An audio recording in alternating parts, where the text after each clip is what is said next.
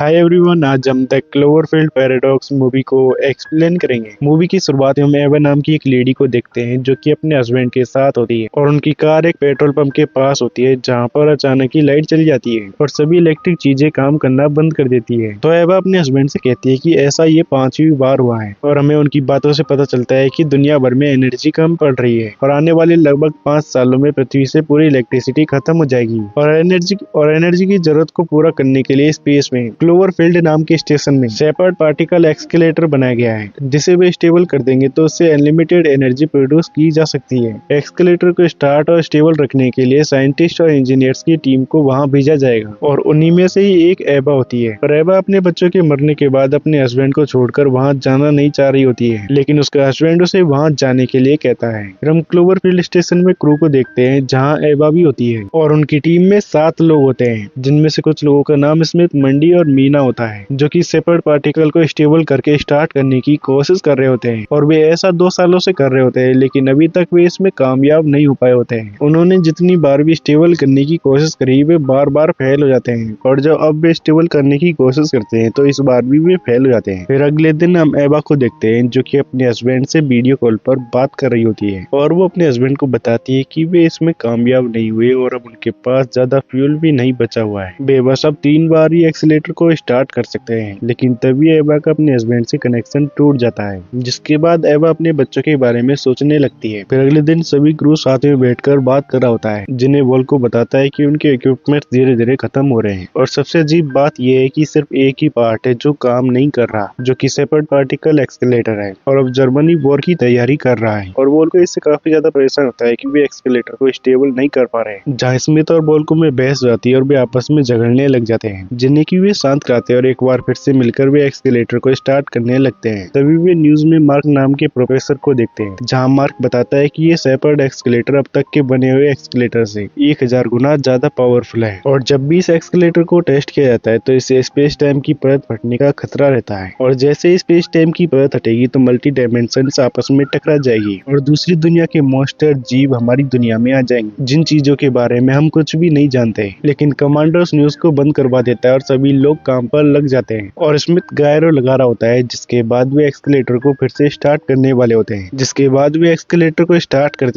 जहां इस बार shepherd particle accelerator stable हो जाता है, लेकिन उसमें ओवरलोड की वार्निंग आने लगती है और एक्सीलेटर फिर से बंद हो जाता है। इसके बाद वहां के सारे इक्विपमेंट्स ब्लास्ट हो जाते हैं और उन्हें स्टेशन से बाहर एक लाइट दिखाई देने लगती है और अंदर ग्रेविटी भी काम करना बंद कर देती है। जहाँ नीचे एक्सीलेटर के ओवरलोड होने की वजह से आग भी लगने लग जाती है, तो वे सभी आग बुझाने के लिए जाते हैं, जिसे देखकर स्मिथ वेंटिलेशन को ऑन कर देता है, जिसके कुछ देर बाद सब नॉर्मल हो जाता है और उनकी सभी चीजें फिर से काम करना शुरू कर देती है। तो सभी लोग इसके बारे में बात कर रहे होते हैं, लेकिन तभी एबा का ध्यान अर्थ की ओर जाता है तो वे देखते हैं कि बाहर उनकी अर्थ गायब हो गई होती है और ये जानकर सभी लोग शॉक हो जाते हैं, जो कि सोचने लगते हैं कि कहीं उन्होंने ही तो अर्थ को खत्म नहीं कर दिया। लेकिन कमांडर उन्हें वहां से स्पेस स्टेशन को रिपेयर करने में लगा देता है, जहाँ एबा को पता चलता है कि गायरो यानी उनका नेविगेशन डिवाइस भी गायब हो चुका है। एबा अपने साथी के साथ ये देख रही होती है, तभी उसे एक तरफ से किसी के चिल्लाने की आवाज आती है, तो वे सभी लोग वहां पर देखने के लिए जाते हैं और स्मिथ ये दरवाजा खोलते हैं तो वे देखते हैं कि वायर्स के बीच में एक लड़की फंसी हुई होती है जो कि मदद के लिए पुकार रही होती है और वो एबा को उसके नाम से बुलाती है, जैसे वो एबा को पहले से ही जानती हो। तो वे सभी लोग इससे डर जाते हैं, लेकिन फिर भी वे सब उसकी मदद करते हैं और वायर्स को काट कर उस लड़की को वहां से ले आते हैं। फिर हम दूसरी ओर अर्थ पर माइकल को देखते हैं जो कि एक धमाके की आवाज से जग गया होता है और वो बाहर देखता है जहाँ चारों तरफ ब्लास्ट हो रहे होते हैं। फिर हम वापस स्पेस स्टेशन में देखते हैं जहाँ पर अजीब चीजें हो रही होती है, उनके सारे बॉन्ड्स भी गायब हो जाते हैं और वोल्को के साथ भी कुछ अजीब होने लगता है। उसकी एक आंख पीछे चली जाती है तो वो 3D प्रिंटर के पास जाता है और एक गन बनवा लेता है जिनमें बुलेट्स डालकर वो सीधा स्मिथ के पास आकर उस पर गन तान देता है। वो स्मिथ को मारने वाला होता है, लेकिन वोल्को के मुंह से झाग निकलने लगते हैं और वो वहां पर घबराते हुए बेहोश होकर गिर जाता है। तो मॉन्क जो कि डॉक्टर होता है वो उसे चेक करता है, लेकिन तभी उसके मुंह से वही सारे मॉन्ट्स निकलने लगते हैं जो कि गायब हो गए थे और उसके बाद मॉन्क मर जाता है और ये सब देखकर स्मिथ को समझ में नहीं आता कि ये सब चल क्या रहा है। फिर कुछ देर बाद जो उन्हें लड़की मिली थी उसे होश जाता है, तो एबा उस लड़की के पास जाती है जहाँ वो लड़की एबा को अपना नाम मीना जेनसन बताती है और वो एबा से पूछती है कि तुम यहाँ पर क्या कर रही हो, कि एबा भी उससे यही सेम सवाल पूछती है। तो मीना बताती है कि वो एबा की दोस्त है और वो 2 सालों से यही स्टेशन पर काम कर रही है।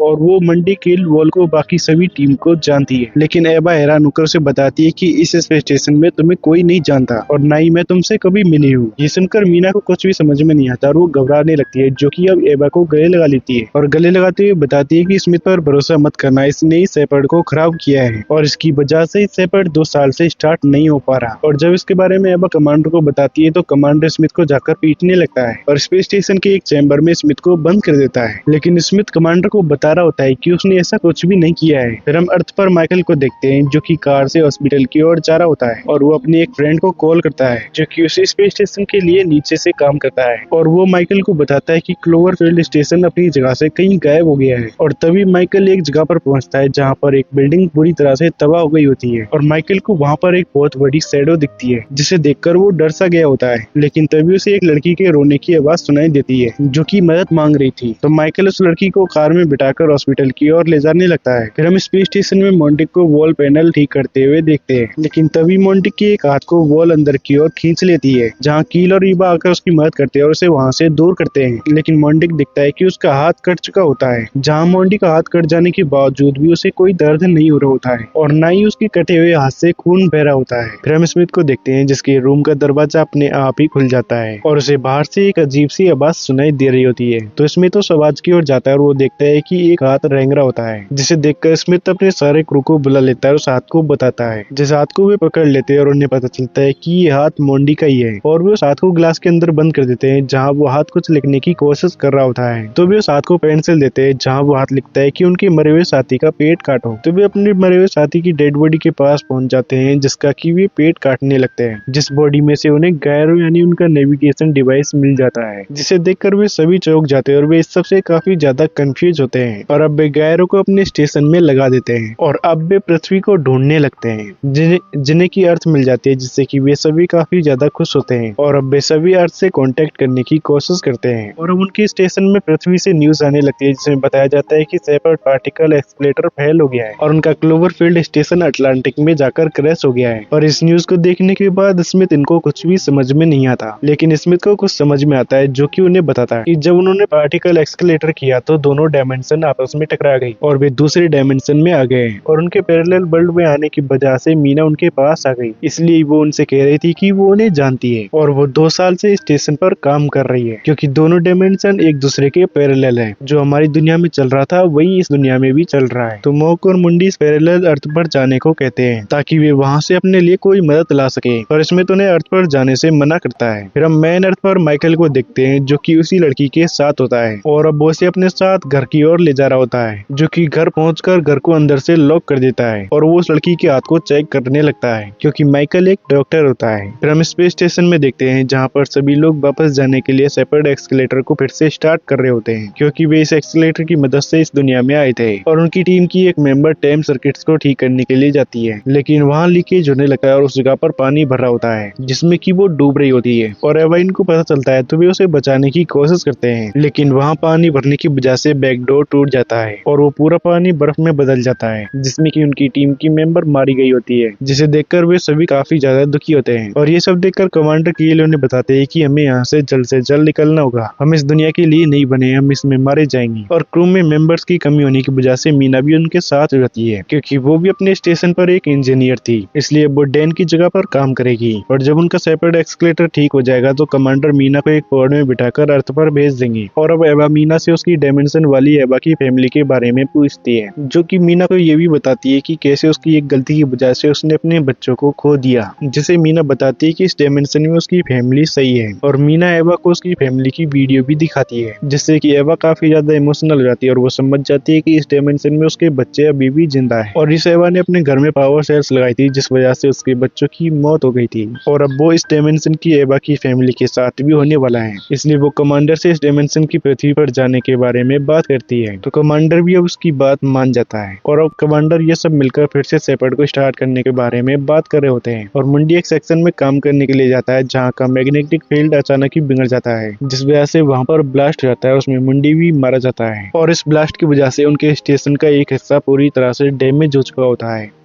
और अब उनको उस हिस्से को अलग करना होता है, नहीं तो उनका स्पेस स्टेशन टुकड़ों में बिखर सकता है। तो कमांडर एवा और मॉन्क उस सेक्शन में उसे अलग करने के लिए जाते हैं, लेकिन वहाँ का दरवाजा जाम हो गया होता है, इसलिए किसी को अंदर रहकर ही उसे स्पेस स्टेशन से अलग करना होगा। तो कमांडर खुद को उसी सेक्शन में बंद कर लेता है और उन दोनों को वहाँ से जाने को कहता है, क्योंकि कमांडर उस हिस्से को अलग करने के लिए खुद का सेक्रीफाइस कर देता है। और अब एवा मीना की डायमेंशन की पृथ्वी पर जाने की तैयारी कर रही होती है, जहाँ से वे दोनों एस्केप पोड में जाकर बैठ जाती है। लेकिन तभी मीना एवा को गन से मारकर बेहोश कर देती है, क्योंकि उसका कोई और ही प्लान होता है और वो इनके सेपरेट पार्टिकल एक्सीलरेटर को अपने लोगों के लिए इस्तेमाल करना चाह रही होती है, क्योंकि अगर वे अर्थ पर स्पेस स्टेशन से चल भी जाते हैं तो भी उनकी दुनिया का एनर्जी क्राइसिस खत्म नहीं होगा, क्योंकि उनका क्लोवरफील्ड स्टेशन पहले से ही खत्म हो चुका है। इसलिए वो वापस जाकर मॉक इनको शूट करके मारने लग जाती है। और दूसरी ओर एवा को अब होश आता है और मीना स्मिथ को दूसरी बार शूट करने वाली होती है, तो एवा उसके पास आ जाती है, जिससे मीना का ध्यान उसकी ओर होता है। तो स्मिथ उससे गन छीनने की कोशिश करता है, लेकिन जब वे दोनों आपस में झगड़ रहे होते हैं तो मीना स्मिथ को शूट कर देती है, जिसके बाद एवा मीना से लड़ना शुरू कर देती है। और लड़ते हुए वो गन से एक मिरर पर शूट करती है, जिससे कि उसमें होल हो जाता है और उस